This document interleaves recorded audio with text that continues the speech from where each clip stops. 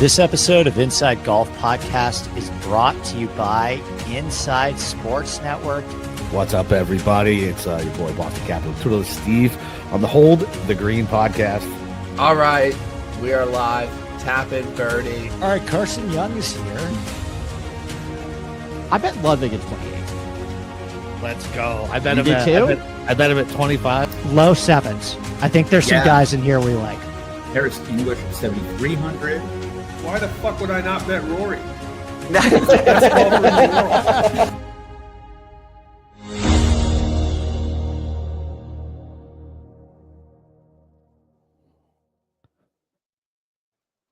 What's up, everybody? Happy Sunday night for the Players Week. It's your boy Boston Capper with the great Turtle Steve. He's finally back to help us break down this tournament, my hometown tournament. I'm pumped for it, Steve. Yeah, I'm looking forward to kicking it over to you for some inside course notes, off the course stuff as far as like where to get the best beverages and where the best viewing areas are, which golfers made you the most mad. We can tell the Brandon Grace story, we can tell the Brian Harmon story. Yeah, we can definitely regale all that. But no, I'm looking forward to breaking that all down. Kind of a weird day though with the final round. I think you and terrible day. That's your terrible day. Expand on that. Why do you think it was a terrible day? It was a bunch of losers at the top of the board. Nobody actually wanted to go fucking take it. It was like, I can't believe how conservative. I mean, I guess I can believe how conservative Morikawa played, but that was the most gutless. Like, I have a stranglehold on this tournament. He looks around, and who's on the leaderboard near him? Nothing but losers. So all he has to do is go out and make a couple birdies, and he crushes it, steps on their neck. But no, he lets them hang around. And listen, the handicap was all off for me this week. Like, I was talking bombers, like, and that leaderboard was not any bombers. So it did not work out well for me betting wise either. And it was just kind of boring, man. Like, those guys, like, I don't know. I guess just because we watch it so much, that I'm like, okay, this guy's gonna melt. This guy's gonna melt. I literally said to this guy who I didn't know, and we were watching it, and I was like, Connor's just gonna par in today. It doesn't matter. He's not gonna do anything. And he had like 14 fucking pars in a row. And that guy was like, how'd you know that? I was like, I watch a lot of golf. and like, it was just shitty golf with garbage golfers on top. Look, I'm happy for Henley. I was on him last week. I thought about going back to him this week, but yeah, I was like, nah, I'm good. Like, he doesn't win. And look, good for him and his comb over. I'm happy for him. Seems like a nice enough guy with his family and kids. I'm glad he won instead of Morikawa. That's for goddamn sure. Gutless. I mean, even his celebration at the end seemed like, did I win? Did I actually? Yeah, win? exactly. It was so muted. I think he just didn't know what to do at that point. I mean, did you see the way he looked at the reporter? Because the reporter, that English lady, was like, "It's been 584 days since your last victory. Congratulations!" And he was like, "Thanks for bringing up 584 days since my last victory." Yeah, he still gets no respect. He was very polite about his side eye. Yeah, but no, I mean, listen, good for Russell Henley from zero to hero. Yeah. We all crapped on him last week for losing to a bunch of bums. I compared it, I think, to when Tony Finau lost to like Richie Warinsky and Michael Thompson and a bunch of idiots at the 3M. That was kind of like what Russell Henley did last week. Just, you can't beat those guys. But hey, listen, took down Morikawa. I mean, it wasn't, I would say, the most elite top of the board leaderboard, for sure. Isn't it? It's got to be the weakest top for any signature event we've had, right? We probably can find a worse one. I don't know if we really go through it. But yeah, I mean, listen, you got Henley, and we'll get to like what angle we were on. I think in a little, like, maybe we'll put a bow on this tournament with that. But listen, good for Russell Henley. Good for battling back too. I mean, I know Morikawa definitely had a hand in that, but Henley looked awful for the first he did 5, 6, 7 holes. I thought he was completely out of it. And then all of a sudden, like, so I actually, when you were texting me on about Morikawa when you were saying like, not my API, which because of all the the lack of wind and Keegan going 8 under, and it was actually a 46 degree day here, so I was about walking to the driving range. I wasn't even watching like the middle of the round, And then I get back, it's like, oh, Morikawa's up 3. Like, this is over. Yeah. And then I'm just kind of like paying attention to the side. And then all of a sudden, I'm like, oh, it's kind of guys are creeping up. And then Henley makes a really good birdie on 14. By the way, that's a hard hole. That's the toughest hole on the course. It's such a well, I think 17 was the most difficult hole of the course, but Today 14, was it? Okay. 14, it's a really difficult hole, especially when the green's that firm, and makes a birdie there, chips in for eagle, a little luck on his side. Hey man, you gotta get lucky. And Colin was luck boxing too, with some of these putts that would drip it into the right side, like his little scared putting stroke. I hate Colin Morikawa. Well, Colin was luck boxing on Thursday. I had an over round prop on him, and he did not hit the ball very well and win. It's exactly what I thought about Morikawa when winning conditions. He didn't hit the ball very good, but he surprisingly got saved by his around the green and putting that day. It was absolutely infuriating. He had like 15 footers. He would make these like clutch 8-footers. He was making that. I've just seen Morikawa miss and win over and over. So, that happened there. And then he had 3 calm days where he could do very well. And just today, though, the problem was he drove the ball great. He really only hit like 4 bad shots, I feel like, all day. But those are the ones that cost him. Well, I mean, technically, he was so conservative. Well, technically, on one, he got out up and down from the bunker, so that didn't cost him. But he hit a bad approach shot on 3, that cost him. He hit a bad approach shot on 10, which really was out of the rough.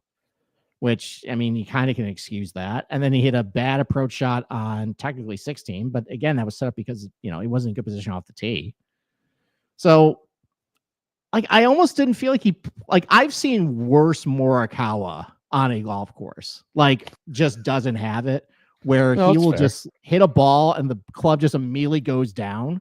Like, I didn't see a lot of that today. So it kind of feels weird to just say, oh, he gacked it, which I can understand. He was 10 under. He was even par today. Well, I know that's why I'm saying it's weird, because I feel like I've seen worse Morikawa blow-ups where I feel like he's more gutless. And today, that's kind of just blah. And I guess that's fair. I guess. Like, I don't know. I just think that the way he went about playing, he didn't even give himself a shot to hit any bad shots because he didn't take any aggressive shots. You know what I mean? Like, he didn't. You can't really do that a lot at Bay Hill, though. Like, it's firm and first of all, the ball's rolling out. Like a little bit. So what happened? Can we just talk about that? Like, why did it play the way it played? And did they really water the fairways? And they watered the greens last night. Okay. Well, no, apparently they did not water the greens last night. So what are they talking about with the moisture on the greens from last night? Did it rain? Because it's really humid at that point. Yeah. So this is something we talk about the Masters a lot, is anytime there's a lot of humidity, it makes the greens just that much more a little receptive. So but the biggest thing that happened today was the lack of wind. That was the one that the forecast completely gagged. Awful. Today. Yeah. Awful. Well, and going back to the beginning of the tournament, and this was the kind of stance I was trying to tiptoe. I don't know if you've listened to what I put at the end of the podcast. It was a tough tournament from the standpoint we were bookending, or at that point, we were bookending a really windy day on Thursday and a really horrible windy day on Sunday, with this west crosswind where nobody was hitting fairways. And at that point, it was like, okay, do you just pick the guys who hit the farthest at that point? And in round 1, I mean, Wyndham Clark, you had Rory up there, Grazerman. Oh, I know. Like, Cam Davis had a good start. Yeah. So, until the second round. My God, what a fucking psycho ride that was. Thanks. Yeah. Thanks for that, Cam. Yeah. So you had difficult ball striking conditions where it was tough to hit fairways. But then you had 2 really calm days. And then you had the Sunday that was supposed to be just like 15 to 30 mile per hour wind. Yeah. Which went away as the week went on. But we were still supposed to get like a 15, 20 mile per hour wind today. And it never materialized. That's a bad miss of the forecast there. Not even close. There was a couple forecasts that were way too severe, but I didn't see a single one that said like 5 to 10 miles per hour, which is basically what we got today. And if I knew that, I probably would not have gone the angle I did. So that's on me. Like, it's just a bad handicap, but the weather kind of got you too. And I will put my hand up though. Sam Burns and Minwoo Lee, terrible picks. I will blame the fact that I did not get much sleep at the beginning of the week. I galaxied my brain that. That's a terrible pick. I would have bullied you out of Sam Burns. I might have talked you out of Minwoo Lee just because. You probably would have. Yeah, because Minwoo Lee, it just sticks with me because I think I had him when he melted against Scotty here at Sawgrass, and this motherfucker couldn't. His irons were so bad. I was so tired. I was like, I'm never betting this guy when he needs to hit irons.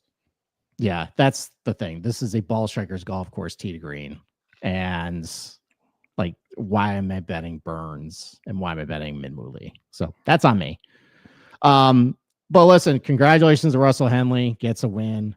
I'm going to challenge you though. I think Corey Connors was more gutless today than Morikawa. No, he was. No, he wasn't. He laid up on how many par fives? Fine, that's fine, but that's kind of his game. Okay, then. Well, I'll say why he's got, like, listen, he didn't get a single one of those birdie putts to get there. Like, they all came up short, which is gross, right? Like, you can't make the birdie if you don't get it to the cup, Corey. That's how this works. But he wasn't in the lead. He was a couple shots back. And what really sucked is, like, he had a pregame interview where he was like, you're just going to go out there and get it. Got to play fearless.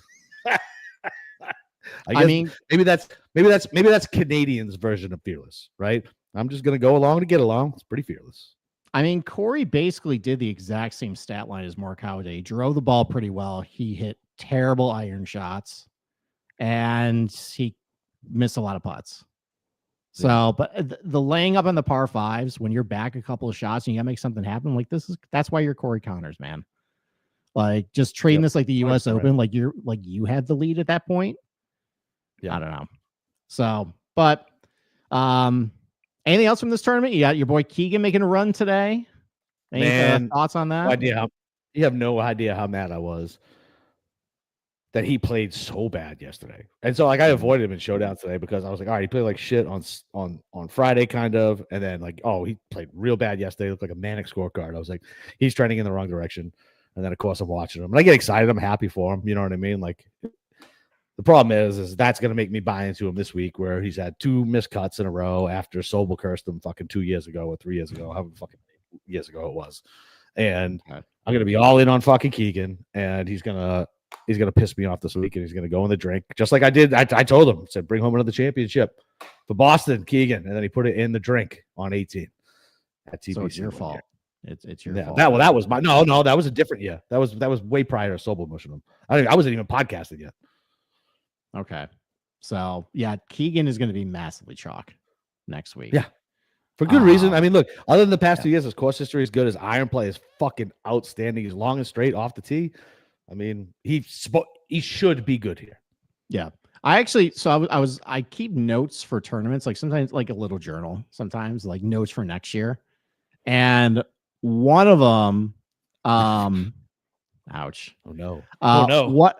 And one of them was. What do you have written down? I'm terrified. Yeah. One of it was like, just don't get too cute with your picks for Sawgrass. And just like the guys who are playing the best tee to green, and I'll show you the holes and the reason why this is such a demanding ball strikers golf course, even though they have softened the golf course over the years. The types of shots you have to hit both ways, and the difficult ones that are kind of awkward with a lot of trouble if you miss a fairway. Just picking the guys who are best tee to green usually is going to work out for you. And Keegan's been hitting the ball great and hitting the ball awesome all year. So I also did make another note that chalk gets murdered at Sawgrass. That might have been a year where I just had horrible picks. I feel like some chalk gets through, though. Some chalk gets through. It's not. I don't know. I have to go back and look at it. It might. I think that was the comment I made after 2023 when we had literally a leaderboard of bums like up at the top. Like, it was Scotty and I think Bazane and Taylor Minwoo was up there.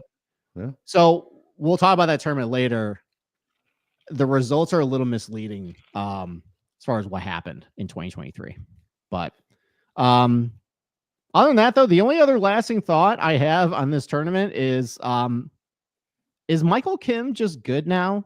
Is he just a top 15 golfer in the world?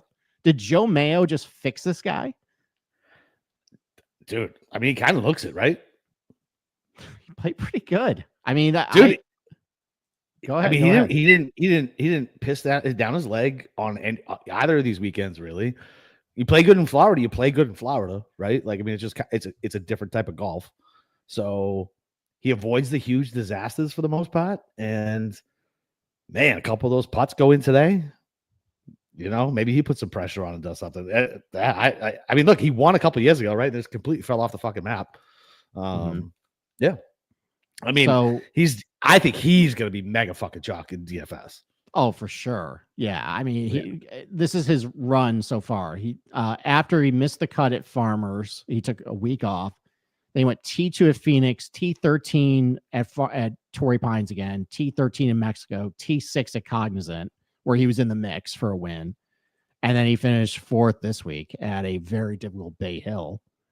Yep. Like, maybe that just speaks volumes to just where I feel like the PGA Tour is as far as like who's actually playing well. I feel like that's kind of unfair to Michael Kim. I really do. I feel like that's unfair. I feel like he's played well. Like, you know, I mean, listen, like you said, like Cognizant, obviously not the best, right? Not the best competition, but like, look, man, the man's playing well. The man's playing well. No, he is playing well, but like I feel like this was a deeper pool on the PGA Tour than like a couple years ago. But like we've seen like Hovland fall off, we've seen Max Homa fall off, we've seen Tagala kind of fall off. Cam Young has fallen off. Tom Kim has fallen off. Sam Burns is kind of not playing all that great. You know, Xander's just starting to come back right now. Cantlay is just blah at this point. Fitzpatrick is a disaster at this point. Zalatoris is a disaster. Like, there's a lot of big names who suck that just kind of suck now. They suck. And there's been, I just feel like Michael Kim is like kind of filling a void. He's playing great. I will say that, but like it just is weird that this is where we're at. I think because there's always been gutless losers on it. And so, Steve, I'll direct your attention to the screen. This is the person who has made me waste hundreds, if not thousands of dollars on Grayson Sig. Thank you, Jason. Oh, this guy.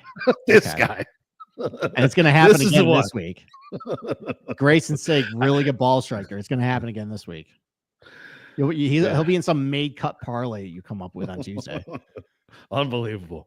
So, all right, but no, props to Michael Kim. He's playing great. Yeah, but I think you're right. I mean, if you just look at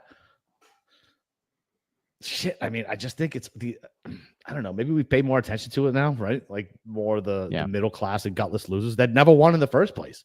And we talked about it then, but because there's no bench behind them, we get guys like Highsmith and Bridgman and all these guys who we don't fucking really know covered up and are on our screens on Sunday. And we're like, who are these bums? Well, if the other bums who are supposed to be good were playing well, we wouldn't know who they are, except they're a bunch of soft country club assholes who the minute of adversity or anything like that completely fucking melt. And that is why I really think I'm going to bet Euro for the Ryder Cup. I really think I'm there.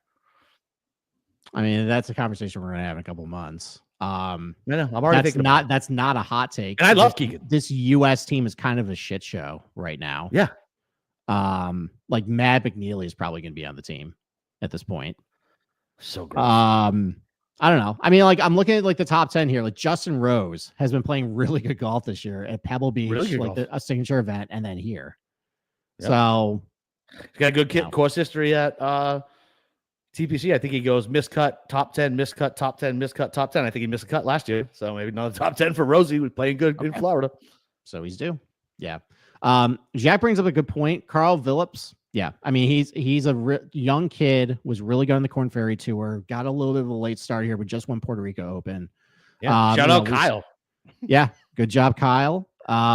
We've seen I picked all the losers around that guy because there was another golf personality that was also on him who stinks at picking out rights, and I was like, can't be him then. So I was like, Wes Bryant, yes, and all these other bums down in Puerto Rico. Yeah, it's a loser. I'm aware Wes Bryant's a loser, but no, Carl hits it a mile. If he can get a little more consistent with the ball striking around the green, then he's gonna be really good. So yep. But yeah, I feel like it's just like the PGA Tour is kind of like it just feels like a transition. Like a lot of guys that we used to bet a lot that were kind of like, all right, mainstays on betting cards just are playing like ass. And we keep going back to them thinking that like they're going to turn around. They don't. And we have the Sepp Strakas and the Michael Kims and the Aaron Rise. Like a lot of guys that we used to think are just kind of mid-level guys are playing well. I will give them that. But like it feels very odd. I feel like it does feel odd. I will give you that. It does feel odd. The fact that Sepp Straka is probably going to be one of the most tipped golfers. Yeah. I mean, I'm legitimately thinking about betting Sepp Straka next week. Like that's kind of where things are, I feel like. Yeah. Pretty wild. Okay, let me ask you something. This is very selfish of me to ask on a show like this. Bridgman, I really wanted to play him, but I did the thing. I was like, this guy can't be real, right? He was higher than your model. I thought about him. He's playing really well. I don't really see like a giant hole in this game. Where did this fucking kid? Is he a kid? Who is he? I mean, he's like 26. He came from the Corn Ferry Tour. He didn't really do all that much last year. I mean, he didn't have a single top 10. He had like a bunch of like fringe top 20s at like 3M or Wyndham or like Sanderson, Bermuda. Like he was never like in the mix at any event, but he just was playing like kind of like solid, steady golf. He's playing great.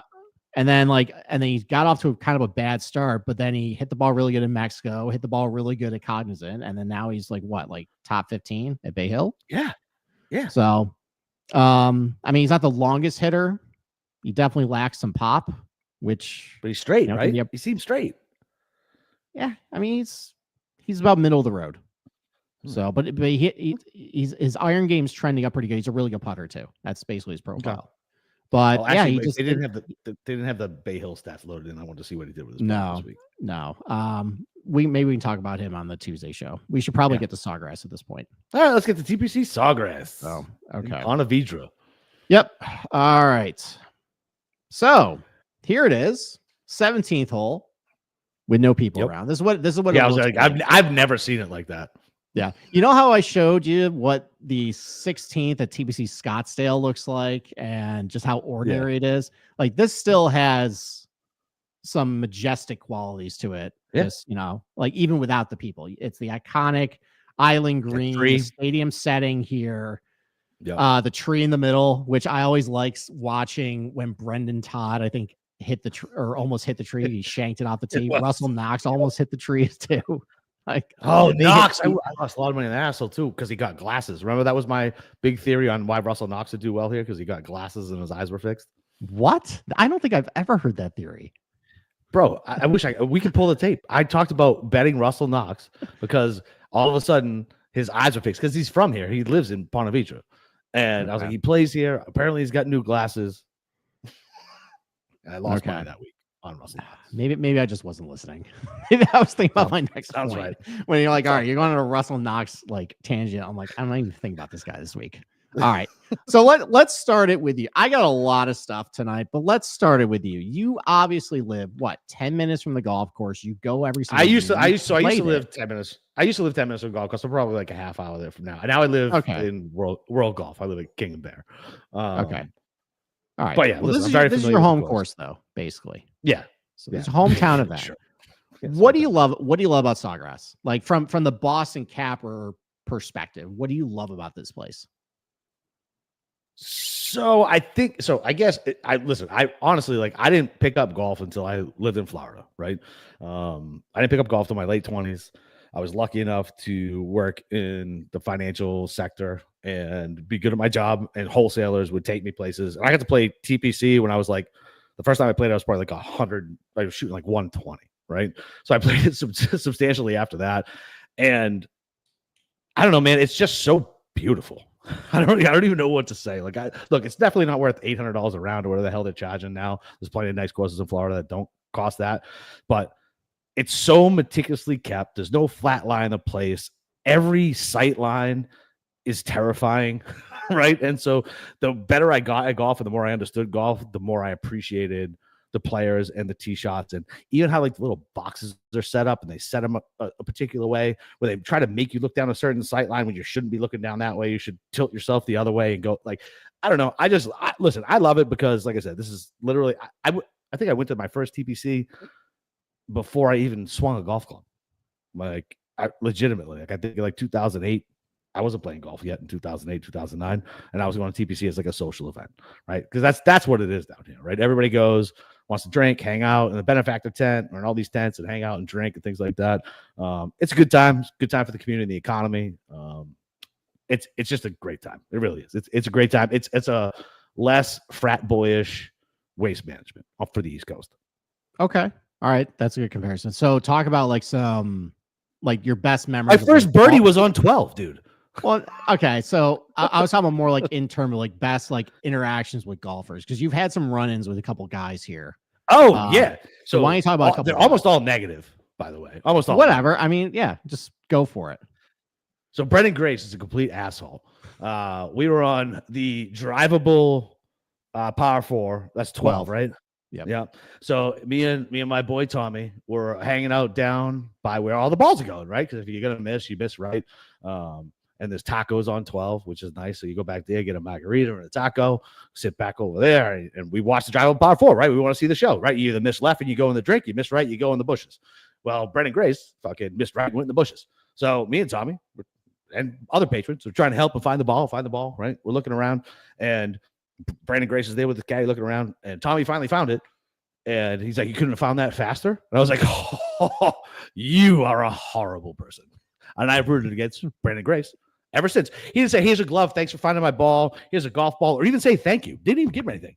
Could have just said thank you. Didn't have to be a complete prick about it. And yeah, I've rooted against him ever since. So Tommy again, right? So Tommy's Korean. His wife is also Korean. And this is my favorite story, by the way. About the Kevin Na one? Yes, this is my favorite because of what happened later on. Yes, exactly right. So they go up, and look, there's only so many Koreans around in Ponte Vedra, right? So they go up and they try to talk to Kevin Na and like give him like a head. Wouldn't give him the fucking time of day. Stand straight through him, acted like a complete asshole. And Steve, what did he do on 17 that day? Well, I mean, you can probably find the video on one of the legendary, like the PGA Tour fails on 17. He put not one, not two, but 3 in the water. I think it was 2021. It was the year that the green was mega firm, and this was before they'd have that abomination of bowling around bump, which is going to trigger everybody again when they see it. But this was before that, and they put the green in the back, and it was mega firm. And like if you hit it on that top shelf there, it was just gonna bounce off the green in the back. It was great that day. But Kevin put 3 in the drink. Including one where he tried to hit it short, but it spun off the front. Yes, it was beautiful. And then he carded, I think, 9. And then he withdrew after the first round because of a back injury. Yeah. Yeah. That's what he gets for being a dick to Tommy and his beautiful wife, Teresa. Yeah. Paul Casey also, I think, carded a 7 that day. I remember actually betting. I remember betting, I think it was over under, or maybe it was an 8. Over under 7.5 highest score on 17 that day, and I hit it like immediately with Paul Casey. Immediately, like, thank you very much. Immediately. I remember we were following Casey and Burns around, and like nobody was following Burns around at the time. This was a couple years ago, and I'm pretty sure Sam Burns' mother I talked to because there was nobody else following, and I just wanted to follow Paul Casey because I hate Paul Casey, and he was off to the right on 4 or 5, I'm going to say, and ESPN Plus, because I know it was ESPN Plus because it's the only camera following around guys like that. And I remember being like, this motherfucker is going to hit it to the right. And I was like, ooh, I wonder if it just got beeped out on TV. And guess what he did? Hit it to the right because Paul Casey sucks. Yeah, Paul Casey sucks. Might win Sentosa this week. Which, by the way, I'm just going to say this. Look, we cover live events. We're not covering live this week. I'm sorry. It's a fucking Players Championship. Okay. Like we'll spend maybe 5 minutes. You're not getting a course preview this week for Sentosa. All right. We'll do it like when they're opposite the the Zurich or the Byron Nelson. Like, I don't even, what the hell are they even doing going up against the players? They're stupid. I understand it's the other side of the world, I guess, but like, yes. what are you doing? That's dumb. That's dumb. All right. All right. Let's get to. Yeah, we're 30 minutes in. Let's get to the course. Yeah. All right. So let's get to the golf course. Let's get to all the notes. So this is a Pete Dye design. You know, obviously you're going to hear that all week. Built in 1980. So the backstory of this golf course is, so in the mid 70s, the PGA Tour wanted to have its signature event, like the crown jewel, in order to basically try and create a major championship out of just thin air. So at first, I think they played at Sawgrass Country Club for a couple of these, and then it bounced around the Ponte Vedra area for a couple of years. When you say Sawgrass Country Club, you're talking about like legitimately? Yeah, legitimately. So I think legitimately Sawgrass Country Club hosted. Yeah, I've like one of the first players. I can't believe they did anything there. That's crazy. Yeah, well, I mean it was the 70s, but Commissioner Berman wanted to create this grand golf course that not only was incredibly difficult, but also would offer spectacular viewing opportunities, like a stadium type atmosphere. So we hired Pete Dye to build TPC Sawgrass. It's undergone a couple of renovations over the years. It looks nothing like what it did when it was first built. You can find a video from like, it's got to be like 1988. If you go into their clubhouse, if you go into the clubhouse and you go into, I don't know if they have it in like the main area, but when you're in like the locker room, like it shows you the changes and how it looks different. It's crazy. Yeah, it was way more rugged and wild and with more like waste areas. And now it looks, I'm just gonna say, it looks more like Augusta National at this point, with the overseed and the pine straw. I hate the overseed. Well, you have to do it this time of year. I know you do. I know. It's like, I mean, like how warm it hasn't been all that warm up in Ponte Vedra, right? No, it's been cold as fuck this winter. Yeah, so like moving it to March, they have to overseed it because the Bermuda's just not there. I mean, some years you've seen the Bermuda start popping up. Like actually at Bay Hill, you started seeing some of the Bermuda pop up this week. You're not going to see that this week. It's been pretty cold. The Bermuda is not. It's not warm enough to grow it. So, length. So it's 7,352 yards. That's up 77 yards. There have been a couple slight changes to the golf course that we'll talk about on this show. Par 72, 4 par 5s, 4 par 3s. Average green side, 5,500 square feet, a little less than average PGA Tour standards, but we've just seen like Bay Hill's got big greens and PGA National's got big greens, a lot smaller. I mean, we typically, I think, associate Pete Dye golf course with smaller greens, smaller targets, target golf. No surprise there. Average fairway width, about 25 to 35 yards wide. Now, I mean, it can, some of these holes can play pretty narrow. I'll show you a couple of them. As far as the changes, well, I think one plays narrow. The tee shot. Well, one is on this slideshow. 4 also is on this slideshow. That's a narrow hole too. We'll talk about like why I think this is a great golf course, despite the fact they've softened it. It's a great golf course, great championship golf course. There's a lot of just great shots you have to hit and a wide variety of shots you have to hit. So the changes this year, though, there's a new tee on the par 5 second. It pushed it back 15 yards and to the left. I'll show you exactly what they did and what that means now in the next slide. They also added a new tee on the par 5 11th, just pushing it back 15 yards. They also, I was watching a video. The guy who was talking about it, apparently they wanted to create more of like a fan experience to get the fans closer to the tee box. So that's why they did it. I don't know. It's kind of a stupid reason, but it adds 11, the par 5 11th. I guess you know that hole. I'll no. I'm saying like I can't think of like why. I don't feel like it's closer than almost any other hole. Apparently they want to bring the fans a little closer to the tee box there, so they built a new tee box maybe closer to where. I mean, you can get all around the tee box at any place there. The only place you can't get close is 17. Don't shoot the fucking messenger, okay? I'm sorry. I'm just trying to think. I'm sorry. Listen, you talk. I think this is what this guy was jabbering about. They also pulled something that Augusta National does, is they just relocated a tree on the property and planted it in a new spot. And I'll talk about that tree in a little bit. What hole? What hole? On number 6. And then they added some more mogul mounds and native grasses down the right side of 14. Oh, I love that. I think because last year guys were just like, because there's water left. And if you hit it left, like you're basically blocked out by like forests. So guys just blasted down the right there. Now I think they're trying to make it a little more penal. So like, actually hit a good drive. Don't just Wyndham Clark it and hit it way right at that point. So yeah, they add some mogul mounds, some native grasses.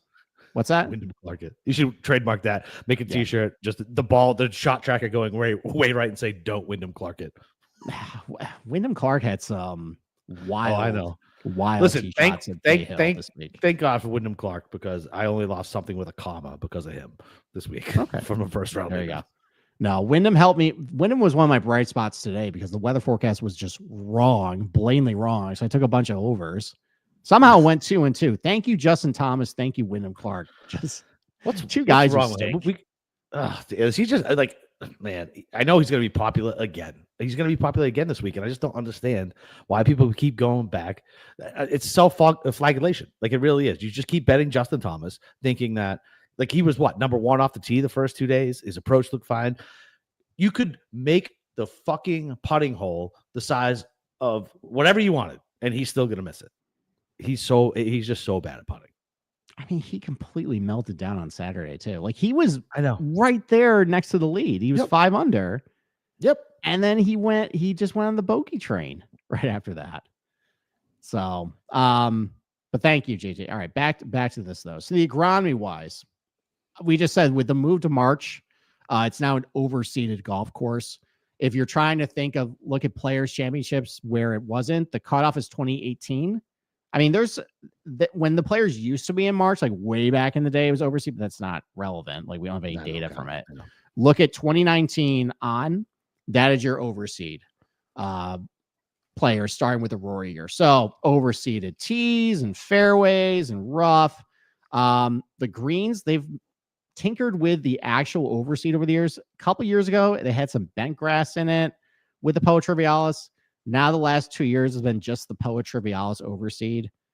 So, and considering it's been pretty cold, I don't expect the Bermuda to start popping up and, start making kind of like a hybrid green a little bit. Mm-hmm. It's going to be probably just all Poa Trivialis. It's going to be really good putting services this week. It was warm today, but it rained all up until like noon from all last night, like heavy thunderstorm rain. But it was warm. Like how warm though? 75, 76 today. It's the warmest day we've had in like a week. What's your lows? Because that's really what does it. Like, probably what's in the mornings. In the mornings, probably like 50s. Yeah, that's the thing. Like, you have to have the soil be a constantly like at least 70 degrees in order for the Bermuda to start growing. We haven't been that warm at all. Yeah, you're not doing that. So the rough though, it's 4 inches this year. That is up a half inch from the last 2 years. And you can actually see a trend because the rough has gotten thicker and thicker since 2019. So it started off at about 2.5 inches for the first couple overseed ones. Then in 2023, it moved to 3.5 inches. And it was 3.5 inches last year. Then you can actually see how that changed the scoring and what you had to do and what things were valued. And now this year it's 4 inches. So they're really trying to make an effort. Maybe they are upset that Wyndham Clark, like it was in like you're not supposed to do well here. What are you doing? So it seems like they are trying to make an effort of growing the rough up, adding some stuff off the fairway to make it more penal. So they are trying to protect this place a little bit. So that's the one notable change of the agronomy this year. Now, the actual changes of the golf course, this is what they basically did. So this is the second hole. This was the old tee box. They pushed it back about 10 to 15 yards and to the left. Now, what the guy was explaining on the video was this turned into basically a 3-wood hole, kind of like how 13 at Augusta used to be, where when the tee box was up, you had to just sling it around the corner with a 3-wood. That's what a lot of guys would do on this hole, because you have to hit a really good right to left tee shot, because it really opens up a great angle to the green here where you got to hit a fade in. If you bail out right, like, it's just a really bad angle. You don't have a lot of room to work with. So a lot of guys would hit 3-wood right to left and try to hug the tree line here. Now, by pushing the tee back a little bit, you're forcing guys to, you can still hit 3-wood, but you're farther back now. Or if you think you can hit a driver right to left, which is very difficult to do with modern technology, and they actually talked about it, like most guys with driver hit left to right. If you are somebody who can hit a good right to left driver, you can push it a lot further down and get a little bit more of an advantage. So that's part of the reason why they pushed the tee box back, is maybe making a little more decisions off the tee here. Now, this is the 6th hole. This tree right here was planted from a different part of the, you're not looking. So I'm looking. You're looking? Okay. So this tree right here, this is the view from the tee box. See how low it is, this gap here? So this was what the tee box used to be. Now, they lost this tree years ago. In the hurricane, right? I think it was like 2000. I think they said 2014. They lost the tree. So it was like over a decade ago. I feel like it was a hurricane. It probably was a hurricane, but they wanted to bring this back as a hat tip to how it was, bringing it back before. So what they're trying to encourage with this is like guys hitting this low bullet stinger underneath the branch. Yes. Okay. Here's the thing. See this gap right over here? These guys are just going to bomb it in through this gap left to right. Yeah. So like Wyndham Clark special, like right here. Yeah. So I understand what they're trying to do. Like, it looks intimidating. But if they move the tee box as such, if they move it like way to the left, then they won't have that window. So if you move it back, just to the left. If you kick the tee box to the left, right? Like, say you move it 6 feet left, where you don't have that window. If you get on the right side of the tee box, you still can get it. All right, I'm working. So, I'm working here, Steve. I'm working. But I mean, they're going to show this a lot this week. This tree, and like, oh, look at what these guys got to do now. And I just have a feeling these guys are going to rip driver like through this gap here, like just hit a power fade is my guess. So. But those were the 2 biggest changes. They also pushed back the tee box on 11. I'll show you that in a little bit. And then the Mogul Mounds, which I don't have pictures of. So let's get Mogul to it. Mounds are great there, though. Mogul Mounds are like you are dead. When you're on those Mogul Mounds, you're so dead. Well, especially with the 4-inch ryegrass rough now. Like, you have a awkward lie where the ball might be below or above your feet, and you're trying to get out of rough at that point. That's what that was where Keith Mitchell was when I texted you. I was like, oh, Mitchell's dead. And then I updated you. I was like, he took a shot. He's 3 feet from where he was. He's more dead. I forget I didn't bet him to win. I think I bet him like top 10 or 20 or something. You were not. Yeah, I guess I'm dead. So, all right. So typically TPC Sawgrass plays tough. Like, the raw score looks like it plays around par, but if you actually adjust it for like the average field, like, it's close to basically a stroke over par. So this is just a ridiculously good field. It's the best field. It's one of the best fields in golf. Last year, though, played a lot more under par. If you remember the weather, it was pretty soft and there wasn't a whole lot of wind. It was really warm, really humid. There's not a lot you can do at that point. These guys are going to eat those conditions up. So these other years, though, have weather impacted it. There's a couple wind years in 2023. 2022, obviously, that's the one we all remember. That was crazy. And then 2021 was really firm. And I think the first day was really windy too. So that, that kind of kept the scoring, a little lower. Wait, we went to March in 2019. Yes. It was the final day did not have good weather. Yeah. So 2021 was definitely windy on the first day, because I remember going, and I remember because it was only like the second year in March, because I remember having tickets in 2020 for the first round, and COVID was happening, and I was like, I'm not fucking going. Screw that shit. I'm not going around all these people. And you know what's back? It's like 9 people offered me tickets, and I was like, no, definitely not. But I remember going on 2021, and I remember it being very windy and being like, fucking Christ, I missed TPC in May. I distinctly remember that thought. Like, I had a different reaction to you. I was like, this is fucking great. Yeah. I love this. Yeah. Well, So, I'm out getting. I had my wife with me, and I had another female and her husband. So we had the females whining about it being cold and having to walk. And so, yes, that is why it was like, oh my God, I miss fucking May. Fine. All right. And then obviously in 2020, COVID-19 won the tournament that year. So It do you remember who led after the first round though? Yeah, Hideki. Yeah, Hideki. And everybody lit it up that week. You realize that was like the worst day. Like that was like one of the worst days of my fucking life. Tom Brady was signed with the Tampa Bay Buccaneers. Florida finally caught up with the rest of the country, shut down all the bars. So there was no bar for me to go drink it to cry about Tom Brady going to the Buccaneers, and they stopped play at TPC, and the whole world stopped for me. I hate March 17th, 2020. And once again, I will say again, I went. What the fuck? I flew to Iraq on 3/17/2002. I took a shot with my father in the airport before I had to go my 9 different million flights. That was still a better day than fucking Tom Brady signing with the Bucs and COVID happening in this fucking country and my golf shutting down. Yeah, I mean that's an additional shiv right there. After everything literally shut down for the world, but you were the biggest victim that day. Correct, sir. So, all right. Yes. I'm an only child, Steve. What do you want from me? With this win, there's a couple of things here. First, remember that 2021 first round? So I'm just reporting the data. They apparently are saying it was light wind that day. That is wrong. I know that is wrong. 100% wrong. Yeah. 100%. So, I mean, it doesn't even jive. They're saying average wind 5 with peak wind of 12. Like usually this website that I go to is pretty reliable and matches up. Dude, it was average 12. Average 12 to 15. Yeah. So I don't count that. And then like they also say in 2022, I mean, this was weird. But I'm not even attempting to give you the weather for what happened in 2022 because it was over literally 3 days, the first 2 rounds, and it had 5 different climates happen in that tournament.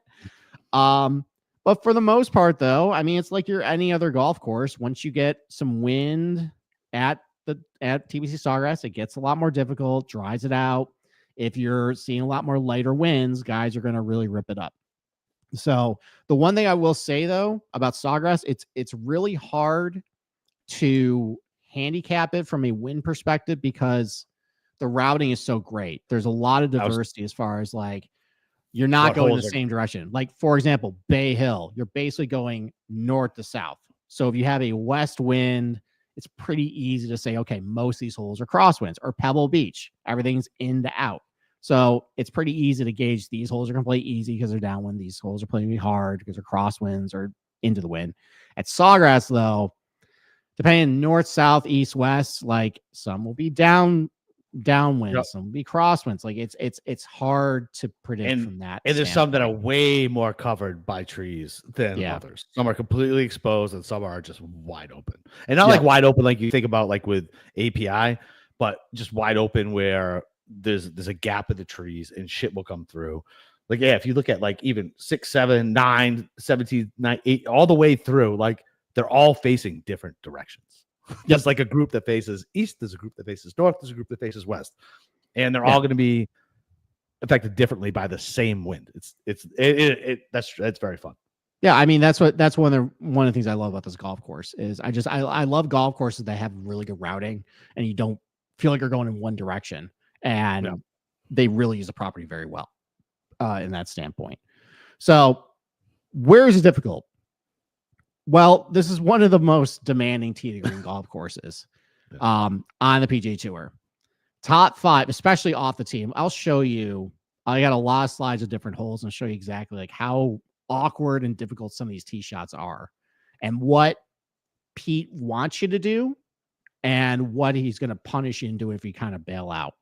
So this is, though, for the last 4 years, top 5 in difficulty as far as off the tee. Last 4 years.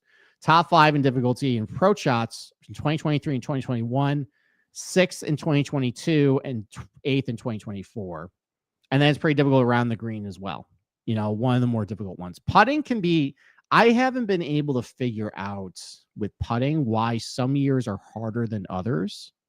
Maybe it's weather related, maybe it's firmness related, but like, for example, in 2023, pretty easy putting conditions. And then 2021, pretty difficult putting conditions. I know in 2021, it was a lot more firm than wind, so it's probably has something to do with it. But in 2023, they got some wind days too. So I'm not really sure. Maybe they switched up the overseed. Maybe there was more Bermuda, like in the greens. I feel like 22 was warmer. 2022? No, that had like 5 different climates. No, not the winds, not the wind and rain one. So 2023 was warmer. Yeah. Yeah, for the most part it was, except for the fact that they had to come back on Saturday morning to finish up round 2, and it was really cold. And I remember that because I bet Morikawa that year, and he just shivered and was awful his last 7 holes, and then proceeded to be awful that afternoon too. Oh, don't tell anybody in the Discord that he's a fucking bad golfer. Because I'm not saying he's a bad golfer. Oh, I'm saying he's a bad golfer. Okay, I'm not saying he's a bad golfer. It's just there are a couple guys that I know particularly have been stinky here. That's why I was so mad when there's no win today. No Morikawa, win today. If he won, I would have been so mad. Morikawa and Patrick Cantlay. Patrick Cantlay stinks here, and we'll get to him. The most unserious golfer of all time is Patrick Cantlay. All right, yeah. So, and then as far as difficulty in 2020, it was just really difficult to get toilet paper. All right, all the toilet paper was sold out.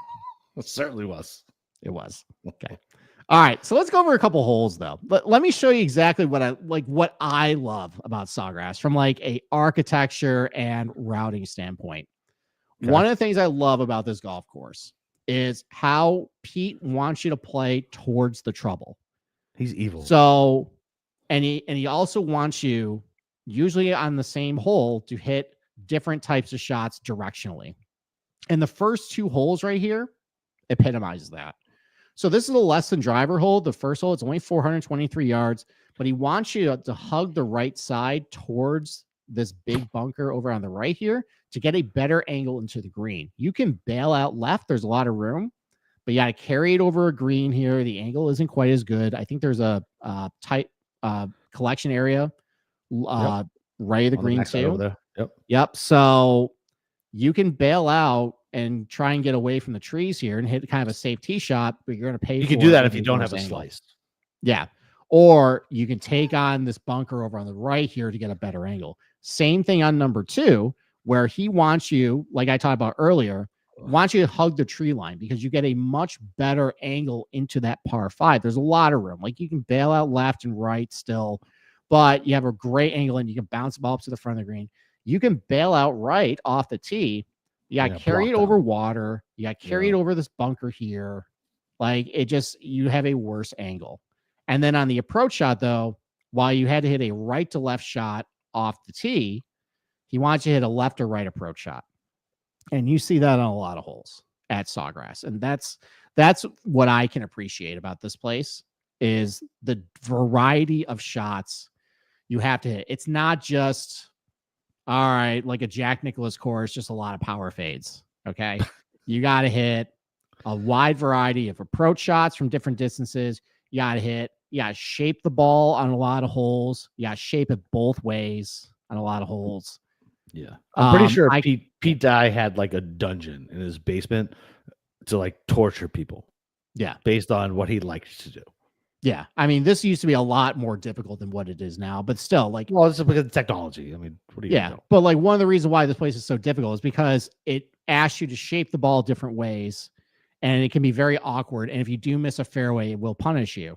So, this is right off the bat here, 2 examples.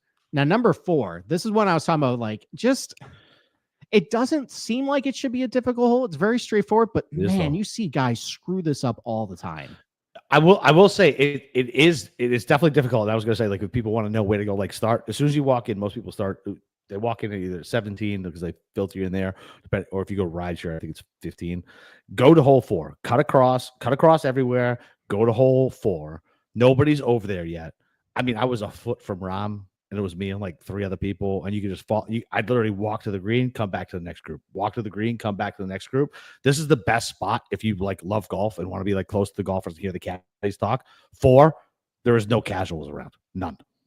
Yeah, I would probably say this is the one I would want to park at because there's a lot of things that can go wrong. There's a lot of interesting components about this hole. So it's a very narrow fairway. It's only about 20 yards, plays downhill as well. So you're basically have a decision off the tee. Do you want to push it with a driver pretty far down and hit the fairway? Or if you miss a fairway, you're in a bunk. If you go right in this bunker here, there's also water over on the right here, but if you go right in this bunker here, that's a long carry over this little like channel right in front of the green. They have that soft ass sand there. I feel like it plugs a lot at Sawgrass. It might. And also too, it's a wedge and there's no collar in the front of the green here. You'll see guys just spin it right off the green. Yep. So, or this is some of the thickest rough over on the left here. And it's, you don't have a flat lie and you're trying to carry it out of really thick rough over water to this green. And even once you get to this green though, there's a really, like the top shelf here. If you have a putt, it's going to be really fast down to the front of the green here. And I've seen guys like putt it off the surface or chip it off the surface back into the water. Yep. Like it seems like it's a short par 4, seems very straightforward, but there's a lot of things where if you get too aggressive and push it a little too far, you can get punished. And I really like this hole. I love 4 for spectating. 4, and then you go to 5. Same thing. Nobody pays attention to 5 at all. Then you just walk all the way back, and you could you're by yourself. There's no crowds until like Scotty comes through or anybody else comes through. Yeah. So this is another example of where this is hole number 9, where you are asked to hit 2 different shot shapes with your tee shot and approach shot, and you have to play towards the trouble. So in order to get a better view of the 9th green, you have to hit a left to right fade plays, and you got to hug the water. You got to get really close to it. Otherwise, if you bail out way left, you are basically blocked by all these trees here. I mean, I've seen guys try and do hero shots by slinging around the corner. They usually end up like way over here at this point. But this is one where if you want a really good look at a birdie on this hole, you got to take on the water down the right. And we've seen guys just overcook their fades, hit it in the water. The overseed, though, because it plays a little softer in the fairways, kind of dumbs it down a little bit. But still, like you still have to take it on. And then you have to hit a draw into this hole. So fade off the tee, draw approach shot. Again, like this is why it's such a ball striker's golf course, is because this asks you to do different types of shots usually on the same hole. You can't just hit your same one over and over and over. And maybe that's why Morikawa it's not Tory. Yeah, maybe that's why Morikawa is not good here. Like because he's asked to hit a lot of right to left shots. And that's not but God forbid he's on that goddamn Visa or MasterCard commercial, wherever the fuck it is, with the goddamn alligator that's on my TV 500 fucking times a day. That's true. All right, so this is number 11. I mean, this is old satellite imagery, but they basically pushed back the tee back 11 yards. I bring this up though. I love bringing up this hole. Okay. The John Rahm push pin. Right there. Shit. That's what that was. I love talking about this sequence. And I wish I could play the video. I tried getting it to work earlier. I don't think it'll work because I don't think you hear the audio. So if you forget though, John Rahm, try to play it. If you haven't, try to play it. No, it's gonna eat up the bandwidth. So I'll just walk you through it. I'll walk everybody through it again. So in 2019, if you forget, John Rahm I think he was tied for the lead at this point, and he hit it in this bunker right over here. So to NBC's credit, by the way, the commentators they stayed with the shot. Yep, they stayed with the shot. Shut up, and they recorded the caddy conversation with Rahm, and Rahm's caddy is pleading with him, basically saying, look, because Rahm wants to hit a hero shot around this tree to the green here. And the caddy's like, look, I can get you a flat lie right down here. Let's pitch out, and then let's have a wedge in. Let's eliminate the car crash. And Rahm just overrules him at that point. Now, here's why Rahm is completely just an idiot and a bonehead at this point. Rom wants to hit from a bunker, by the way, pretty close to these trees right here, a hard hook over water to this green with a strong left to right wind. You're not getting the ball to move left in that. No. So you have to basically, I mean, unless you hit literally a snap hook at that point, like he wanted to draw it over the water and fight the wind to get it either on the green or in this bunker. And he failed miserably. It landed about like 10 yards short of the green, 10 yards short of the bunker here into the water. And my favorite part of that clip was after he hits it, Rom goes, I was so fucking sure. Like, yeah, okay. I'm sure that's the reason why. But I also love Roger Maltby just saying, like, this is going in the water. Like, I don't understand any of this. And you also, too, like, after Rom's caddy backs off, he just gives this little grimace. It's like, my boy's cost me like 150 grand here off his winner's check because he's going to lose the tournament here. And this is where he lost the tournament. He bogeyed the hole. And then he just melted down after that. But again, this is one where still not the worst decision he ever made on golf. The worst decision he ever made on golf was to go to live. But this is an example of like you want to hug this left side here and take on this bunker because you get it's a shorter approach shot into this green and it's a little better angle. You can bail out right, but it's a longer approach shot over water. You don't have a lot of room to operate with. This is another example of just playing towards the treble off the tee to get a better angle, or you can delay the penalty if you play more of a safe shot. And then obviously 18. Such tough hole. It's such a tough hole. Tough, man. It's so intimidating. Water all the way down the left here. And then I feel like they put extra pine straw on the right hand side. I feel like they're like, oh, I'm gonna do 3 layers everywhere else. On 18, I'm putting 5 layers of pine straw. Yeah, and just like there's a lot of low overhanging branches here. If you really bail out right, like I've seen guys try and like hit it over to like this concession stand over here to try and get up and down. Well, that's the house. That's like the practice green facility over there. Yeah. But if you bail out right too, like you basically got to hit the stinger or like this low shot. And hope you don't go into the fucking water. And hope you don't go in the water. Like Cam Smith somehow. Yeah, like Cam Smith did. But then we've also seen some great tee shots here, like Justin Thomas's basically duck hook under pressure in 2021. That helped you and I cash that ticket. It did. Good memory. That's when we both liked JT at that point. Now you clearly don't like JT. No, but I would piss him off if he was on fire. Just a proper under the gun pressure tee shot. If you hold a 1-stroke lead or you're tied for the lead on 18. So yeah, absolutely. Because you're right. So not only do you have water all the way down the left, on the right, you have the trees and then you have the pine straw. But your second shot, if you miss right, those moguls to the right are no motherfucking joke. Because you catch a bad line there with if they grew it up to 4 inches now, man, you have a great shot of putting that in the water. A great shot of putting that in the water. Yeah. Yeah, even this collection area right of the green, back right, that's also that's no fun either too. That's not fun. Nope. Yeah, just good closing championship hole. So those are some of my favorite holes at Sawgrass. Like I hope I showed you just like it's one thing to look at the data. So yeah, it's a tough golf course. Like the shots you have to hit at this place, the variety of shots. That's why it's a good championship test. And one that's always enjoyable to watch. So let's talk about like off the tee stuff.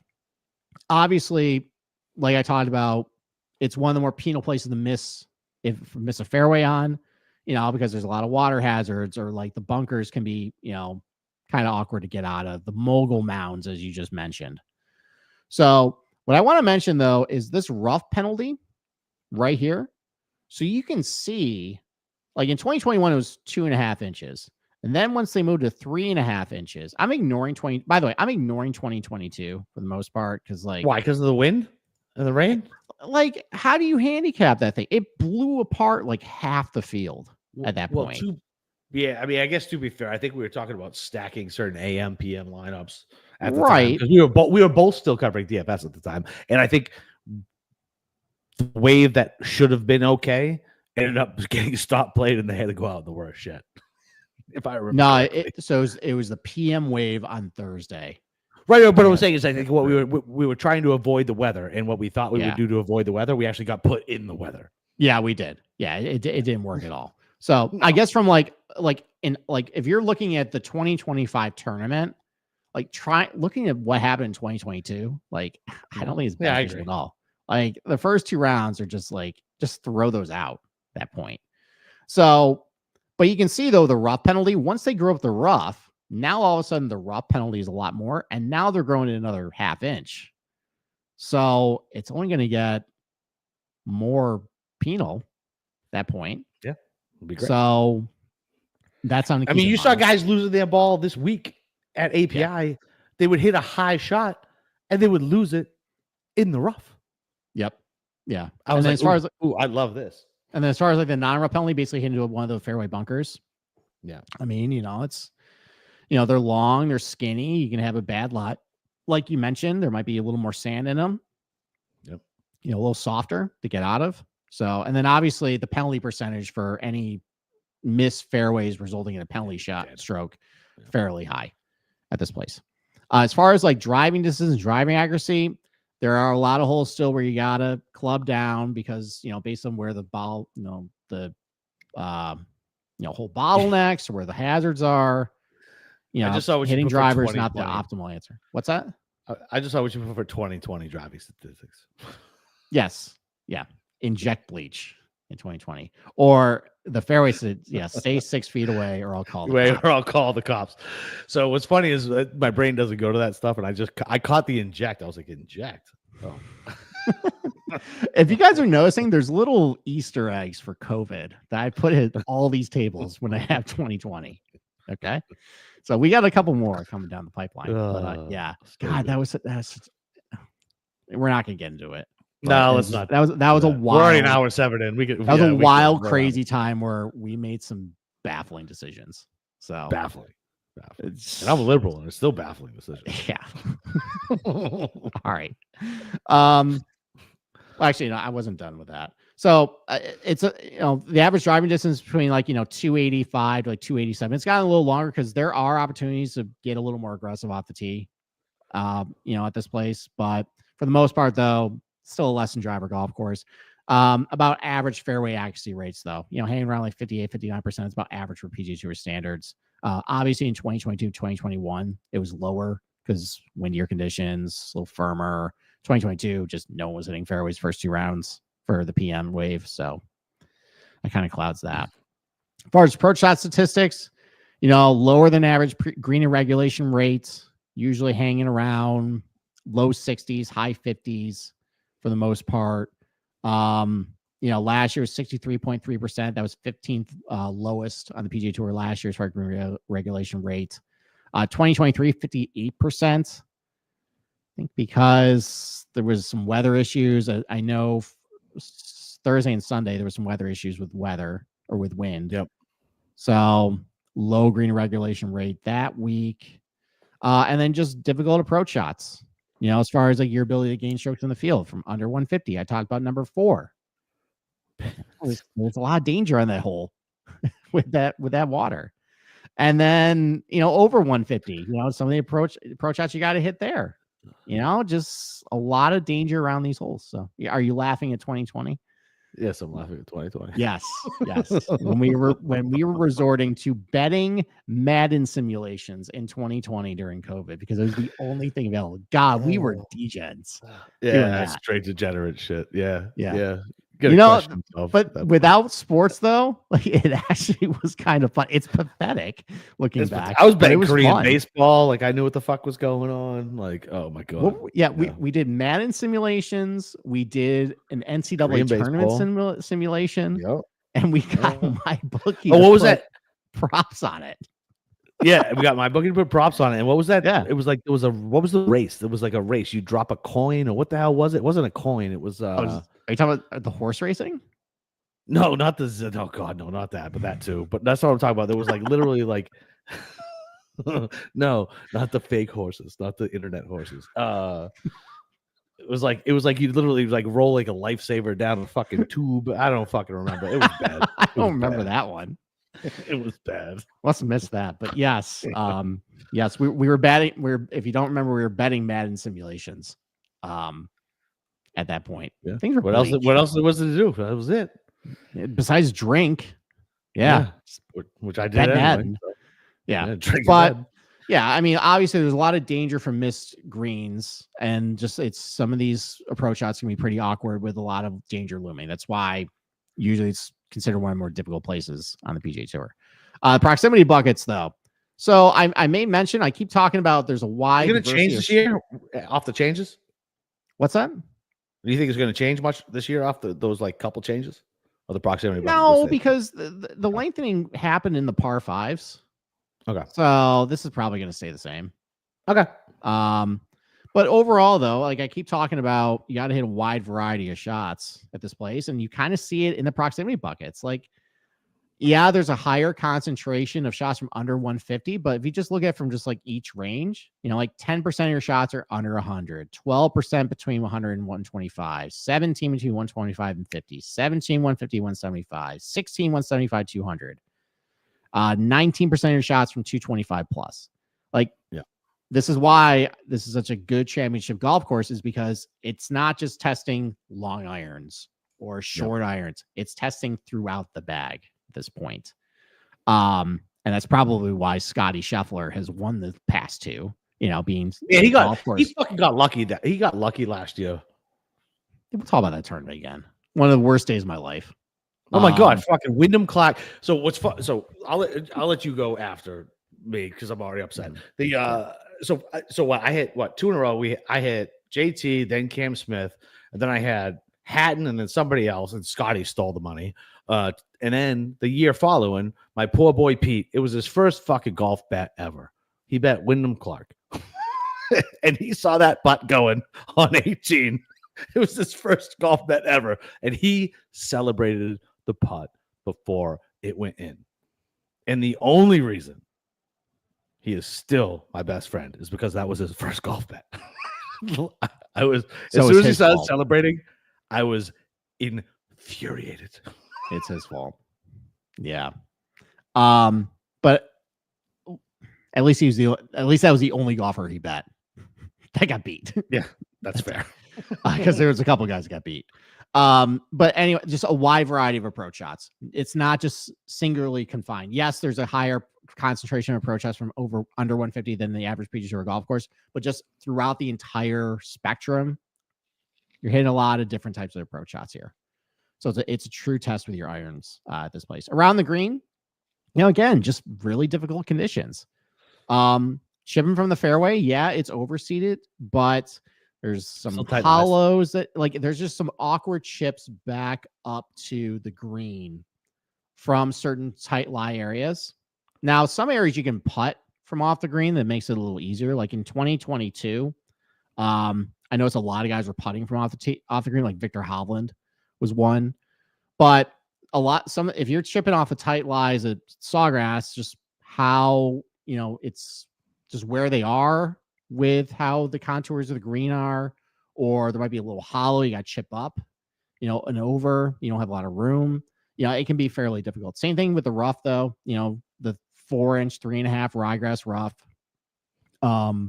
you know, it can be really challenging to get up and down. It's actually the hardest in 2023 to get up and down from the rough on the PGA Tour, 5th hardest last year. And then out of bunkers. There was only 1 year the last 4 years that played pretty easy. That was 2022. I think that's mostly because the greens are really soft because of all the rain. But otherwise, though, I mean, you played Sawgrass. You got these flat bottom bunkers. You got to hit over railroad ties. You got these hula hoop bunkers that are really awkward.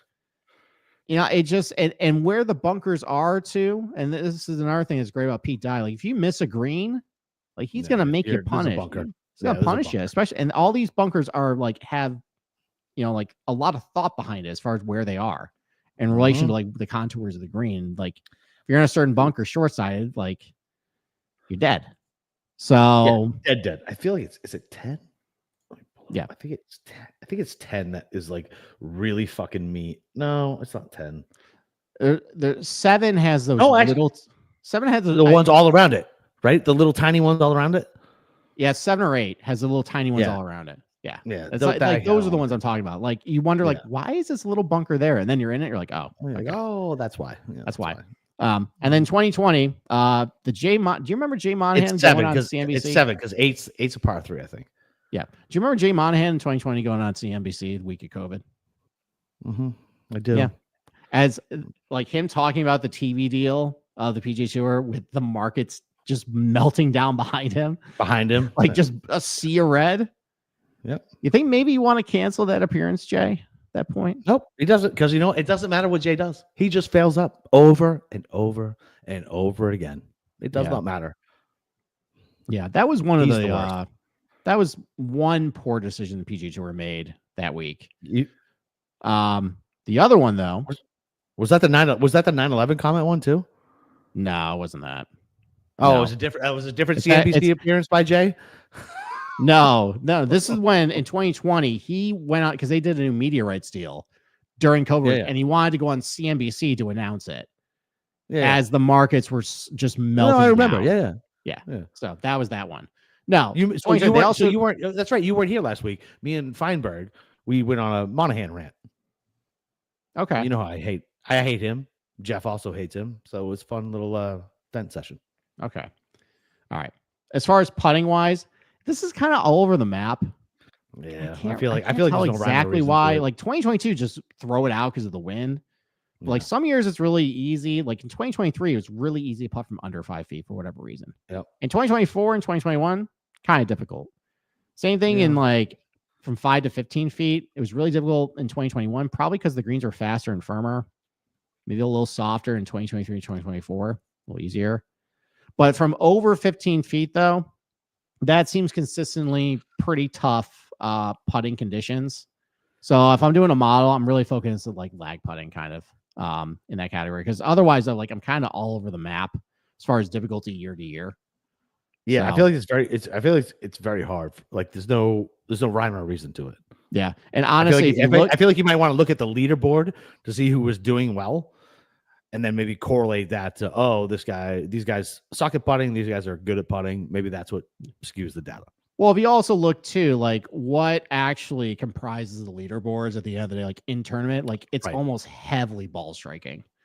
Right. So most of what I'm looking at this week is just the balls off the tee, ball striking stats. Like putting, while it's still important, because obviously, if you're like, we've seen guys sabotage themselves, and putting technically makes up most of your strokes gained in a tournament. It's really for me, it's de-emphasized this week in my model. So I'm not really looking too much into it.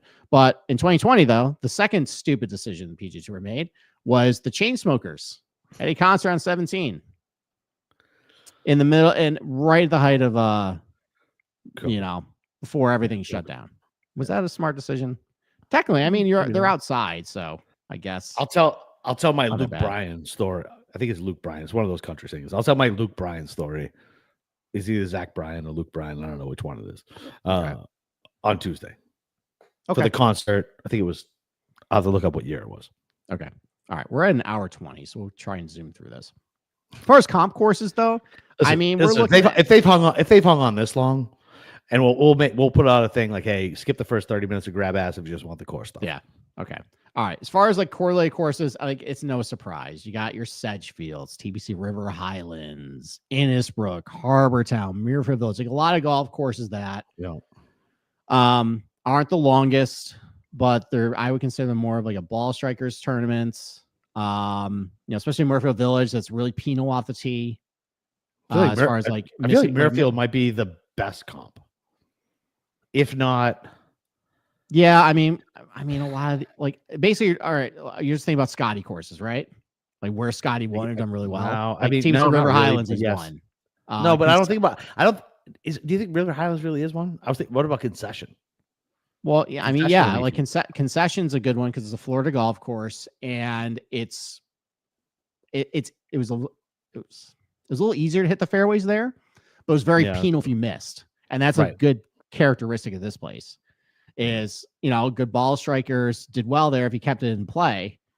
Yeah, but if you could easily hit into a palmetto bush or into the water, and then you death. just bone to Yeah, that point. dead. So yeah, like I can see that crossover, like East Lake, maybe some of the older East Lake tournaments, not the recent ones after the I was gonna say because redesign. East Lake's tough because it's always just in the championship, so it's only Well, so many golfers. last year was not. Oh, you're talking about tough, like as far as like comparing. Yeah, Right, it could correct. be. Yeah. So it's tough to Um, gather data for everybody from that. Yeah, but like Sea Island and Southwind and Austin Country Club, like It was Sea Island, the Yeah. Harris English would have won the players. yeah, Division. basically it's not tournaments that like the driver wins it.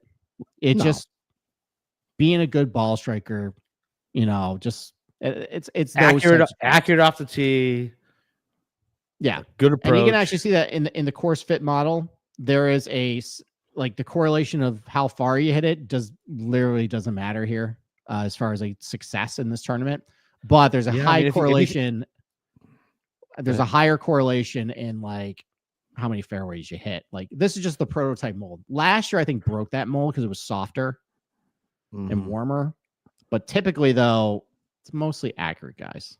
I was gonna say, think about the year JT won. It was Westwood and Bryson, and Bryson didn't hit a fucking driver the entire fourth round.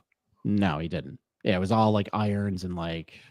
And then he had that weird top on like 15 or 16, and he gave that tournament to JT. I don't remember. Do you remember that? No, I remember that. I think it was actually 4. He did that. No, it was way later in the round. No, way it was later in the round. no, it was early in the round because Westwood followed that up by hitting a poofer into the water on the right. You're right. Yeah. Yeah. It was 4. Was that and early? Then, yeah, it was early. And then All Bryson right. had I trust your memory way more than mine. yeah. So And then Bryson took a drop on the tee box and then hit it way right into the woods. Like he basically shanked it. And he's That's like, right. Yeah, and then he's like, what is happening? What's going on? That's my Bryson like in despair voice. But as far as like correlations go, like the only real strong I'm gonna have Cam correlation clip that, by the way. is Cam clip that. is like accuracy off the tee. As far as like what consistently feels like is predictive, like before the tournament, it's usually that. Everything else though, it's guys who really get short game and putters and not that great off the tee have done well here, or like just. But I feel like well. we've talked about this though, right? I feel like short game, like around the green, doesn't fucking matter because if you miss a ground on the green here, you're wet. Well, okay. So in tournament, around the green and putting generally has not mattered a ton. Right. In the last 2, we'll get to that one. This is the 2022 leaderboard that you love because you hit your boy Cam Smith. Fucking right, I did. You did. Matter of fact, I have another picture to put up back here, and it's Cam Smith at TPC. I did special order it from Etsy, whatever that is. I'm sure my dad is in China now. So Cam Smith famously lost 1.3 strokes per round off the tee and hit 41% of his fairways. So like Paul Casey in the divot, cash that bet. But Cam Smith also gained 1.67 strokes on approach, and he gained almost 3 strokes putting per round. And that's why he won the 2022 Players Championship, where half the field got blown out. So yeah, and listen, he admitted he was lucky on 17. He wasn't going for it on that pin. He was way right on 18, and then chipped it in the water, and then had the stones to get up and down for power on 18. So for bogey on 18. Yeah. Oh, a bogey. I'm sorry, bogey. Yes. Yeah. But it was Casey in the divot, and I had never been so torn in my life to be screaming about what a stupid fucking rule it is, and my outright hanging in the balance on 16, and hating Paul Casey to be like, fuck my principles. Fuck you, Paul Casey. Play it where it lies. We also had Anirban Lahiri breathing down your neck too that day. Oh God, I know. Yeah. I know. I like Lahiri back then. Yeah. I know. I like Lahiri back then. Yeah. I mean, this is just a weird leaderboard. You got Cam Smith winning, Lahiri second, Paul Casey third, Kevin Kisner fourth, Keegan fifth. That was it too. Remember Keegan? I thought Keegan was going to do it, and I was sweating. I was like, I don't know what I'm supposed to do. I don't have money on Keegan, but I want Keegan to win. Yep. Oh, yeah. My brain was in a pretzel in this tournament. Got HV3. Russell Knox. This is the tournament I was talking about with Russell Knox. Okay. This is where he got his eyes fixed. Okay. Doug Gim, T6, who's going to be very popular this week. DJ, T9. Victor Hovland, T9. Hadwin and Sepp Straka. Just a weird leaderboard. Victor might see a T9 when he goes back to Cornberry. then he might see a T9 again. He's not going back to Corn Ferry. He won the Tour And Championship. he's never going to see a T9 T9 again. Okay. Nope, never seeing a All T9 ever again. Again, this is a hard leaderboard to look at for handicapping purposes because of the weird weather. Like half. Oh, the field Straka got -7. Yeah. Yeah, Straka was pretty good that year. 2023. This is one that needs some context, okay? Because it looks like a stacked leaderboard, okay? You got Scotty Scheffler, which, by the way, this Sunday was for two reasons. It was pretty boring because Scotty just put it away pretty quick. Yep. And B, if I'm now the round score guy, there was a wave split in the day during that day, and the wind kicked up about right after Terrell Hatton and Hideki got done because they had really good Sundays, and Hovland had a good Sunday too. And then, but like going, when Terrell hit. That's when Terrell hit that shot out of the pine straw on 18 and stuck it to like fucking 3 feet. But like going into Sunday, let me actually pull up what the leaderboard was. It's gross. Cam Davis. This leaderboard. So heading into Sunday, this was the leaderboard. Scotty at 14 under first. Minwoo Lee second. Cam Davis third. You had I don't see it. It's the other. No. I'm all right. Fine. I'll just push it over here. Okay. Oh, you were just reading. I'm sorry. I thought you. I was just reading it. And actually, I'm just going to read it. I'm not going to cater to your demands here. Fine. Jesus Christ. You said fucking look. Okay. Bezadenhout, Aaron Rye, Tommy Fleetwood, Chad Ramey, Tom Hoagie, David Lingmerth, Sung Jae. I saw that stupid hole in one from fucking Ramey. That's a Taylor Montgomery T11, by the way. Denny McCarthy T11. Gross leaderboard. And you don't really see a lot of those guys here. And that's because the wind started kicking up in the afternoon and just vaporized most of those guys. So I bet overs on like all those bums that I just said. And I went like 9-2, I think, that afternoon, including Taylor Montgomery was actually doing well, was under. And then he put 2 in the water on 17 to cash that. That was fun.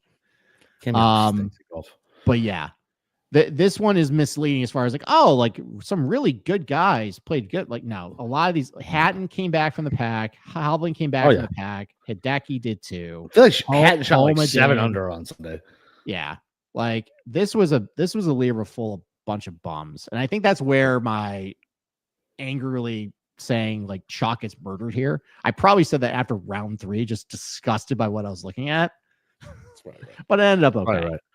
Right. Yeah, but here, this was the first year of the long 3.5 ryegrass rough where it increased the missed penalty for fairways. And you can see all of a sudden, like tee to green became way more important, like as far as like way more correlated in tournament to how you were going to do like on the leaderboard. So like off the tee, significantly above average from PG Tour standards, but it was all because of accuracy. Like, and you look at like most of these guys in this top 10, like other than like Cam Davis, hit a lot of fairways that week. And that was a bigger contributor towards strokes getting off the tee than like distance. Like iron play too. Fairways. Yeah. Like iron play that week and around the green. Like, and putting was way below. So once we started growing out the rough, just tee to green game just became paramount. And then last year too, you see the exact same thing. It was a little less impactful towards total strokes gained off the tee, but still a lot of that was because of accuracy. Like even Wyndham Clark, we rip on him. He hit 64% of his fairways. That was one of the highest clips in the field. Like he had a great driving week. Scotty hit 80. Yeah, Scotty hit 80% of his fairways, and then significantly above average in iron play. Just this was a ball strikers tournament. So, and it played a lot easier because it was soft and there was no wind. But still the same like types of attributes that you would think of at this place were the most important. As far as like how this leaderboard shook out, look, I had Xander, I had Brian Harmon, I had Wyndham Clark. Like I had Windy and Deck, I think. Yeah. Of the 3 that were most devastating, I think it was Wyndham. Windy. The putt was going in. Well, no, it was more. It was like, going in, Steve, until Pete said, "I'm talking we're about going to do a playoff." I'm talking about. I think the Wyndham pick because he just did well at Bay Hill, and I think people were the players like, I don't know about him at Wyndham, and I'm like, no, we're going back to Wyndham. Yeah, And I we're thought going back. that was a sharp pick. And he was leading heading to 17 on Saturday, and he chunked it. Remember that? Yes, I Remember that? Yep. Horrible shot under the You gun. always make me remember this bad shit that thankfully my brain always forgets, but you constantly bring it back up. Yeah, I'm an encyclopedia. What can I say? Mhm. So, Fitzpatrick, but this was a stacked leaderboard. Scotty wins, Xander second, Brian Harmon, who was playing well at that point. Gross. Fitz. Wyndham What a Clark, loser Matt Fitz is. Fitzpatrick, Siwoo Kim, Hideki Ludwig, Matt McNeely, Sahith. Like, there's a little bit of like weird, like Sahith, what's he doing up here? But Dude, I'd rather otherwise, say though, Matt just a lot of Fitzpatrick guys, is a lot of good what's ball he doing strikers, a there? lot of good tee to green guys, Matt So, Fitzpatrick sucks at golf though. so that's really just all I'm looking for. That's it. For the preview, I don't get too cute. I think if guys are hitting the ball pretty well coming in, they're probably going to hit the ball pretty well this week. And with the increased rough the last 2 years, that's really put a bigger premium hitting fairways, hitting good shots. Like I know there's gonna be a lot of chalky players, because they're hitting the ball well, but it's probably gonna translate this week. So I don't know if you want to get too cute with things. Yeah, I mean, look, for outright sake, there's gonna be some good numbers out there for guys who are hitting the ball well. For DFS, there's guys in like the 5Ks that are hitting the ball well, which is gonna be like pencil time. That's true. Like, who knows? Like, so because course history. What do you think about course history here? I mean, I don't think it's sticky. It's not sticky. There are a couple of guys though that you have seen do consistently well here. Like, for example, Doug Gim. That's one. Oh, Hideki does really well here. I know. I mean, I was on Decky last week. I got to come back this week too. I think I'm going to come back to Hideki as well. I just don't. I didn't like him for Bay Hill. I like him more for this place. Yeah, he fits better here, but he has played well at Bay Hill. I didn't like how nobody was talking about him. His odds were wrong. Like, I don't think are people going to be talking about him this week. No, I don't know. Maybe because of the course history, they might. But you saw, like, I mean, he was in, I think he was top 10 last 2 years. First round leader in 2020. Yep. Like, if you're thinking about a ball striker's golf course, like Hideki is the ball striker. Yeah, one of the best like 3-wood, like that, if not the best 3-wood I've ever seen in my life. Yeah, like a guy like that has good course history. Siwoo seems like he always does well here. But yeah, I think it's more like year to year there's volatility. Yeah, but if you stretch it out long enough, you can find guys who are consistently pretty good here. There are guys that are just bad here. Morikawa, we talked about. Cantlay, also, for whatever reason, I made that was another note I made. I'm not betting Cantlay at the Players. I've heard this before from you, Steve. No, it's true. I mean, it helps he's not playing all that great, so I can get out of it. But you'll see in his results, the 2022 Players, and you'll see a miscut, and you'll just think, oh, well, he's probably just in the bad wave. No, I can tell you because I bet on that bum that week. He was in the good wave. I know, and he was. But he's actually garbage. played well on. So that used to be our edge with him, right? Like, we used to be like, hey, he doesn't play good on Bermuda, but he's played good on Bermuda last. But it's over. It's the overseed though, so you can't. Yeah, you can't use that. Right. Can't use that. He's done well there. All right, we're an hour 33 in. Let's save the rest of it for fucking Tuesday. How's that? All right, fine. So anyway, I'm not betting Patrick Cantlay. If you see a 2022 miscut, it's because he was in the good wave. He was that bad that week. It's absolute bum. I couldn't believe it.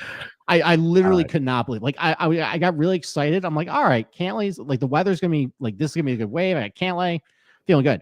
And he was dog shit. I couldn't understand it. Like, and he was playing good heading in too. I could not fathom the tee shots and the pro shots he did. Just sloppy. Well, it's like maybe he doesn't like the golf course. I don't know. As the announcer said today, Arnold told him he needs to play with more joy. Oh yeah, That's what Arnold. I like Arnold that. Palmer told him. that he didn't play with more joy. And yet this cocksucker goes out with a Black & Decker hat, has no emotion about anything. And he's got bodies buried in the basement, allegedly, for any Allegedly. Allegedly. But Allegedly. no, I like that Definitely Craig a serial Purse called killer. him joyless. I thought that was great. He is joyless. He's joyless. He's fucking miserable to Yeah. watch, miserable to root for, and like he doesn't give a shit. He's fine cashing his top tens to make money, just like every other country club asshole, which makes these fucking golfers so hard to root for. They try to make them lovable on these awful fucking documentaries. Upswing, New Swing, whatever the fuck it's called on Netflix. I can't even make it through because I want to break my TV. Like I hate them. I hate the people we cover, Steve. 90% of them. 90%. Should we just cover a makes new me sport then? No. What's a sport where I can just painstakingly look over weather forecasts and try and get an edge? Yeah. NASCAR. But That gale force I would wind hate. coming I down would the hate backstretch. 100% of them. I guarantee you that. Yeah, affects the aerodynamics. No, I'm I know. good on that. No, I think good. that I unfortunately I think love that's this. I love the the limit sport. for me. I hate most of the players, which sucks. But this is gonna be a good week. It's Players Week. Yeah, it's Players So- Week, baby. It's a good week. Yeah, I'm gonna be solo dadding though. I'm. It might be a lot of Cocoa Melon for my kids. I'm not missing this. Yeah. No, So- don't miss it. I know I got Josh and his buddy coming out. I'm going to take them golfing on Saturday. I'll be there on Thursday. Listen, if you listen to the end of this, I'll repeat it again on Tuesday. But listen, let me know where you guys are at on property. I'll come by you a beer. We'll have fun. Yeah, I mean, I think that's it, man. It's Players Week, man. It's a good week, man. 2 winners, 2 second places in a row. We handicapped this place really fucking well. So listen, let's get that 3rd winner. And yeah, it's a great week. Good week for the community. Good week for everybody. And coming off of API, let's get it right. All right.